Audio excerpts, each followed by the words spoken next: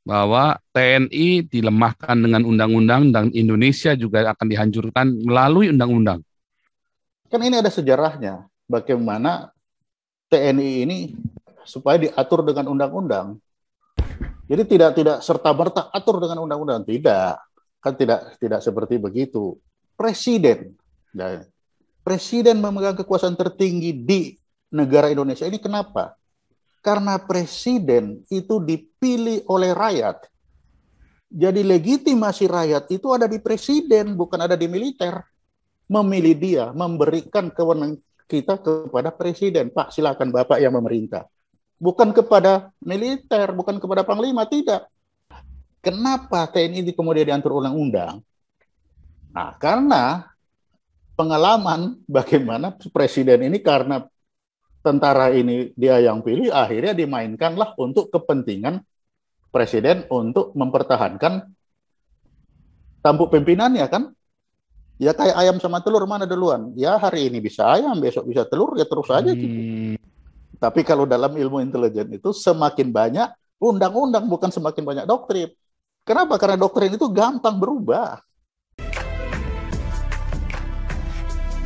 Hai, kemana aja? Kok sekarang baru komen? Macam mana bos-bos kita ini?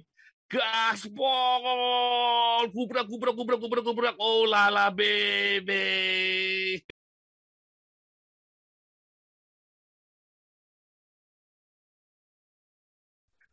Apalagi? Pak, ada yang menarik tadi Pak, mengenai perundang-undangan. Indonesia akan hancur oleh perundang-undangan. Kemarin Pak Jenderal pernah ngajar kita juga hampir sama, mirip. Kira-kira bunyinya kalau nggak salah begini, Pak Jenderal Tobing dulu, bahwa TNI dilemahkan dengan undang-undang dan Indonesia juga akan dihancurkan melalui undang-undang.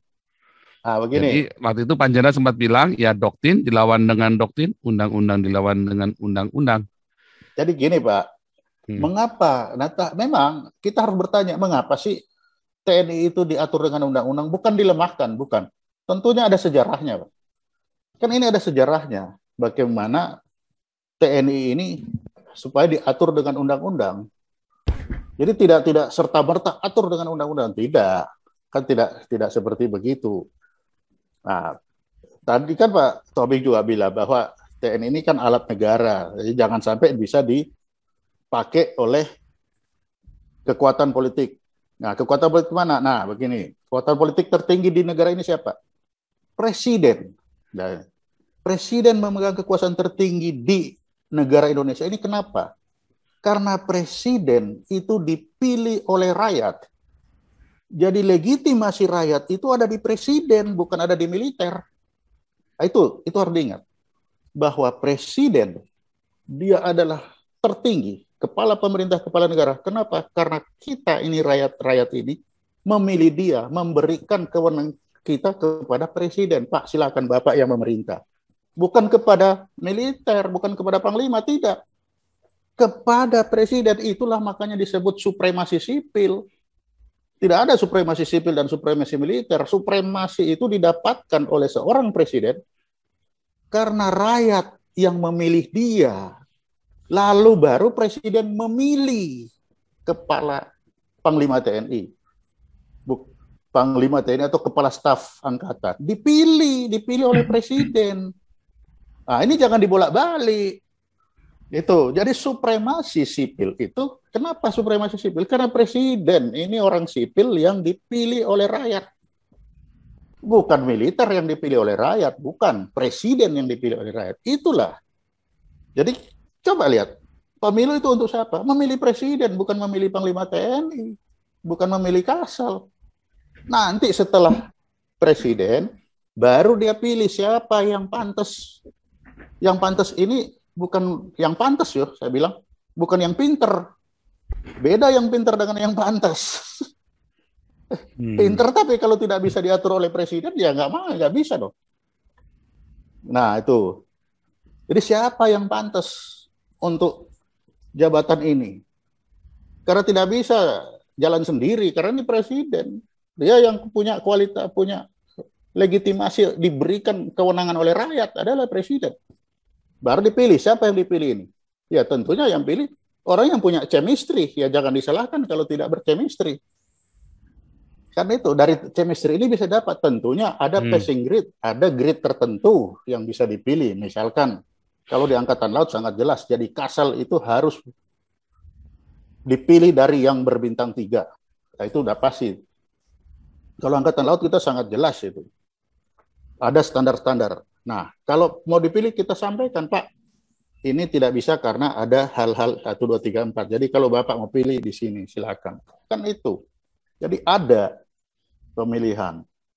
Tapi yang jelas, supremasi sipil itulah bahwa negara rakyat memilih presiden. Nah, tadi apa Pak? Undang-undang? Ya. TNI, oke. Nah, kenapa TNI kemudian diatur undang-undang? Nah, karena pengalaman bagaimana presiden ini karena tentara ini dia yang pilih, akhirnya dimainkanlah untuk kepentingan presiden untuk mempertahankan tampuk pimpinannya kan. Nah, ini apa pengalaman bagaimana Pak Harto memanfaatkan militer ini untuk mempertahankan kekuasaannya. Coba siapa yang berani melawan Pak Harto? Nggak ada yang berani. Kalau zaman Bung Karno mungkin Pak Nasution dan lain-lain bangkang nggak diapa-apain sama Bung Karno. Tapi zaman Pak Harto, Pak Beni Murdani aja membangkang sedikit, geser. Nggak ada cerita. Itu zaman Pak Harto. Nah, berdasarkan pengalaman inilah supaya presiden tidak bisa menggunakan seenak-enaknya mentang-mentang panglima kepala staf angkatan presiden yang memilih, lalu dengan itu dia bisa memerintahkan seenaknya. Nah, untuk supaya ini tidak terjadi, dibuatlah undang-undang. Nah, itu mengapa hanya terjadi di Indonesia? Betul, undang-undang itu yang ada hanya di Indonesia, di Amerika tidak. Karena di Amerika juga tidak ada sejarahnya mungkin presiden menggunakan militer sesuka-suka dia. Ya, mungkin tidak ada sejarahnya. Tapi di Indonesia ada sejarahnya. Yaitu waktu Bung Karno tidak bisa, enggak dipakai. Enggak melakukan itu dia. Tapi zaman Pak Harto. Nah, berdasarkan pengalaman Pak Harto inilah lahirlah undang-undang ini. Dibatasilah di situ supaya presiden tidak bisa. Di situ sangat jelas penggunaan kan TNI. jadi malah selain memang mengurangi kesewenang-wenangan presiden, tetapi jadi melumpuhkan TNI. Tidak. Di situ ada aturannya bahwa kalau memang sewaktu-waktu memang sangat penting TNI boleh, TNI tidak dibatasi kok. Undang-undang itu hanya membatasi bahwa kalau presiden mau pakai itu ada aturannya. Dia dalam 3 hari harus laporan kepada DPR kalau sangat memaksa. Tapi kalau masih ada waktu untuk menggunakan TNI, silakan laporan dulu ke DPR. Tapi TNI mau bikin latihan, mau apa segala macam, ya silakan aja, bebas-bebas saja. Nggak dilarang itu. Jadi undang-undang itu tidak melarang, tidak melanggar doktrin-doktrin yang ada di situ itu apa? Di dalam TNI sendiri ya? Iya, tidak ada. Tapi malah memperkuat misalkan doktrin Jales Veva Jayamahe oleh Angkatan Laut. Lah itu bagaimana jalankannya? Detailnya seperti apa? Nah, itu kan di undang-undang dijelaskan. Ini loh Angkatan Laut, Angkatan Darat, doktrin Kartika Eka Paksi. Seperti apa penjelasannya? Penjabarannya itu apa? Ada tugas Angkatan Darat ini.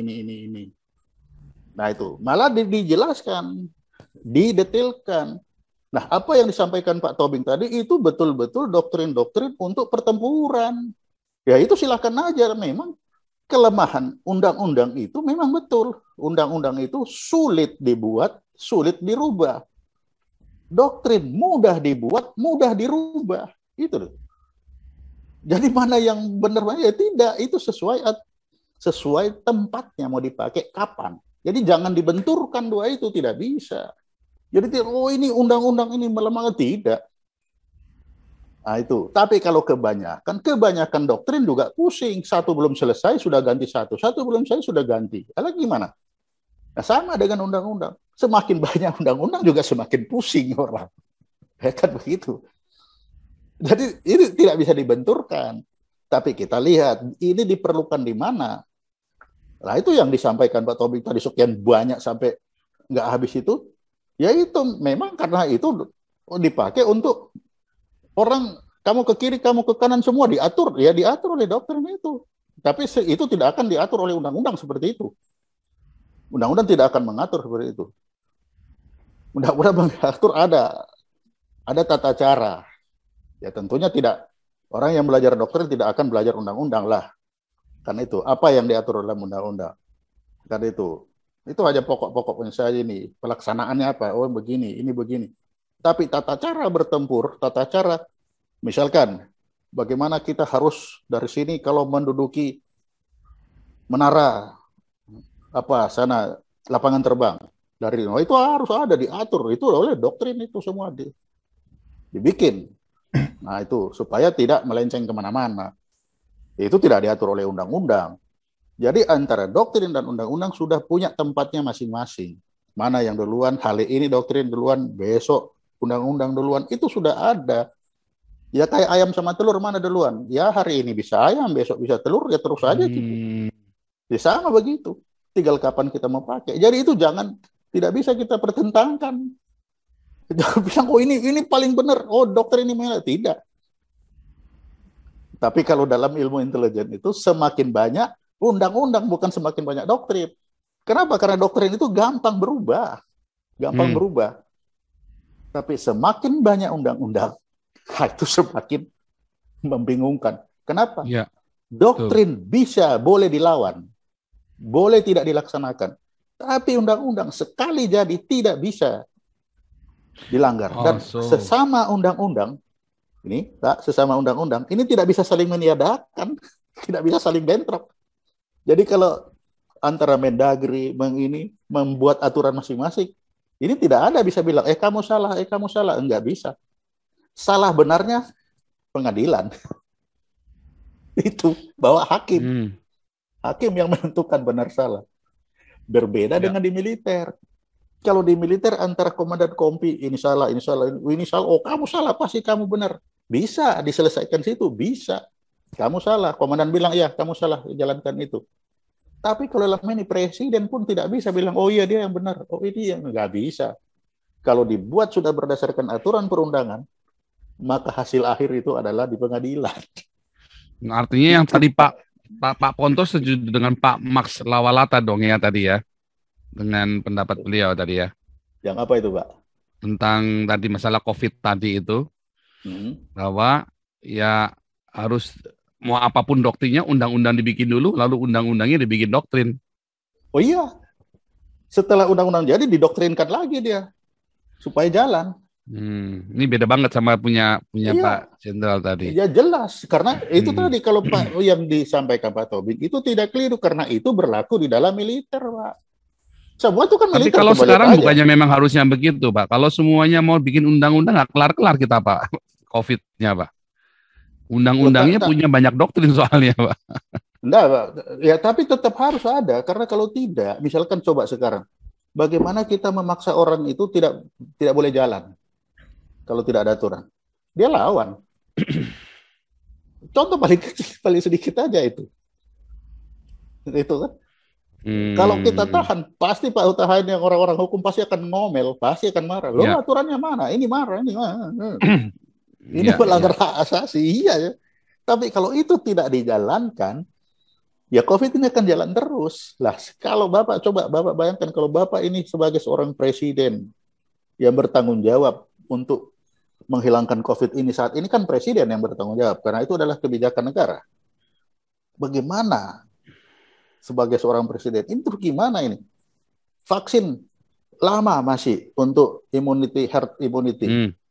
Obat apalagi? Satu-satunya jalan itu hanya membatasi lalu lalang manusia.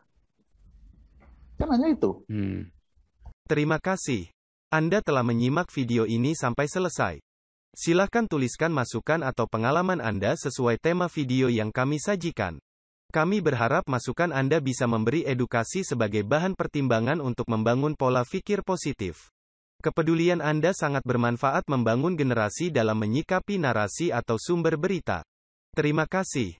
Dan salam damai untuk Indonesia bersama Reaksi Nusantara.